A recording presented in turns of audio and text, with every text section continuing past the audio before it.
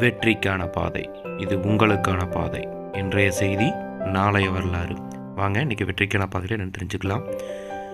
So அதுக்கு முன்னாடி நான் எல்லாத்துக்குமே ஒரு பொங்கல் வாழ்த்துக்களை சொல்லிக்கிறேன்.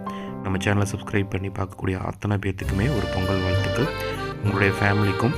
ஸோ இந்த பொங்கல் உங்களுக்கு நல்லபடியாக வரட்டும் அப்படிங்கிறது என்னுடைய சார்பாக வாழ்த்துக்கள் சொல்லிக்கிறேன். ஸோ வாங்க இன்றைக்கி நம்ம அந்த வீடியோக்குள்ளே போயிடலாம்.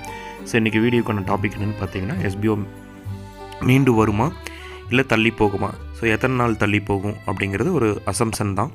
அப்படி வந்தது அப்படின்னா 20 நாளுக்கு மேலே தள்ளி போகிறதுக்கான வாய்ப்பு இருக்குது. ஏன்னா கம்பெனி ஆல்ரெடி 2-3 டைம் பிரேக் விட்டாங்க, மறுபடியும் கம்பெனி வந்தது.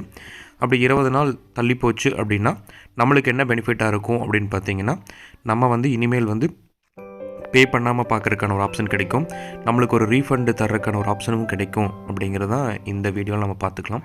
ஸோ வாங்க இன்றைக்கி என்ன லைவில் அப்டேட் வந்துருக்கு அப்படிங்கிறது நம்ம தெரிஞ்சுக்கலாம். ஸோ எஸ்பிஓலேருந்து தகவல்னு பார்த்தீங்கன்னா, Shankar sir will given a current update will on today night. So kindly wait அப்படிங்கிற இன்ஃபர்மேஷனை கொடுத்துருக்காங்க.